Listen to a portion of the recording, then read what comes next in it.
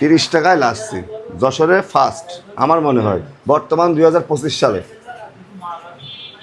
এই যে দই লাচ্ছি, কোনো ফাঁকিযোগী ব্যবসা নেই।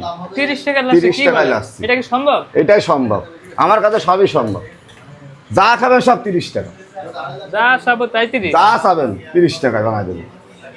এটা কি লাচ্ছি হচ্ছে? হ্যাঁ লাচ্ছি আসছে, আমার বিশ্বাস হচ্ছে না। এই যে লাচ্ছি আসছে, তাও original.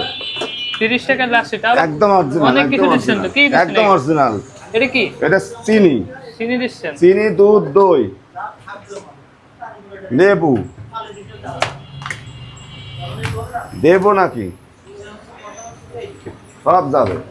Oreo shake, cold coffee সব 30 টাকা, ব্লু মুন ড্রিঙ্কস 30 টাকা।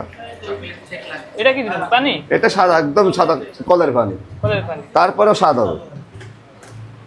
এবার দেবো ম্যাশি স্টার,